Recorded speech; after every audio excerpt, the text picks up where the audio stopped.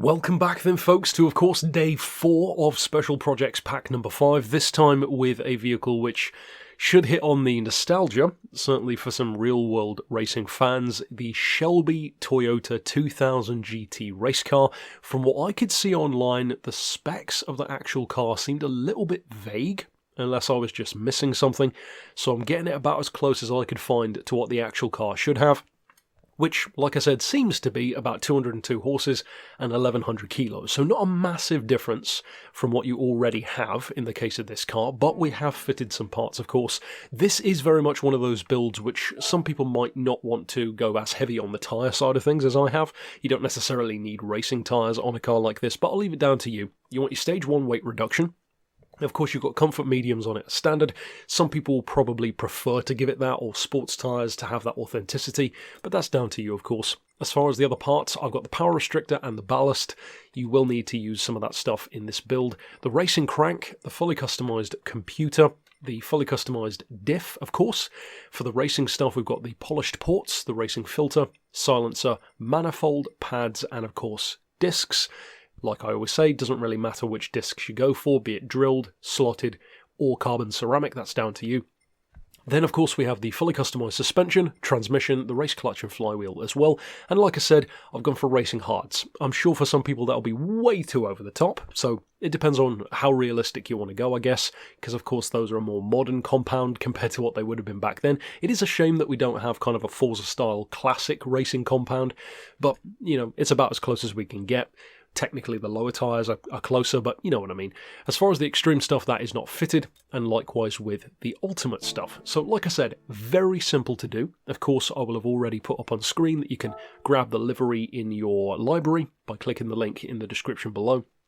And even with those racing tyres, the point level is not too high. 567 is definitely very usable in career mode, for example, maybe some online events. And if you lower the tyres, of course, that's going to make a drastic difference. Again, you could even probably get it down to maybe definitely 550, maybe closer to 500 or 525, depending on what you want it to do.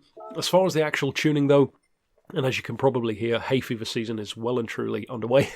We've got the racing hards fitted, like I said. For the suspension, I've got 110mm for ride height, so not quite the lowest, but certainly very low. 4 on anti-roll, 33 for the compression on the dampers, 44 for the expansion, 2.75 on frequency, 2 degrees of camber, both front and rear. We've got the toe 0.10 out on the front and 0.30 in on the back. 10, 20 and 20 again for the diff. As far as the transmission, I've opted for an auto setting of 240 kilometers an hour, which is up around like 150-ish miles an hour, which with 200 horsepower, it's quick enough most of the time. As far as the ballast, ECU, etc., the ECU is not adjusted, the power restrictor is not adjusted. We do have 70 kilos of ballast though, again to bring it up to at least what I could find was the real weight of the car. I've put that 20% toward the back. It's still a 50-50 split, but with a little bit more of a rear bias, kind of prototype style, more like a mid-engine car, if you will. And then, of course, over here you can see the other stuff which we already fitted. So, like I said, a pretty simple build as far as replicas go. So, naturally, all that remains is to jump out to a circuit and show you what it can actually do. So, in practice, to the surprise of absolutely no one, this car is a cornering missile. With 200 horses, 1100 kilos, a 50-50 weight distribution, and of course racing tyres, it absolutely flies through corners, especially mid-range stuff where in other cars you'd have to back off or maybe even tap the brakes. This one you can fly through, sometimes even fully open throttle. Now, it can sometimes step out the tail, but most of the time it is such a pleasure to work with. And of course, when you've only got 200 horses and 1100 kilos is light but not too light, so it certainly isn't a skittish car. So especially if you do use racing tyres, it's just ballistic through corners, and of course so much fun. And it's cars like this, regardless of the tyres, that really do make you realise why back in the day, especially in the 60s and 70s, why these cars really took the world by storm. Not just the Toyota, I'm talking Lotus in Grand Prix, I'm talking these smaller cars, Mini in the rallying world. This redefined concept of a smaller, lighter car that doesn't have the straight line advantage, but can just fly through corners.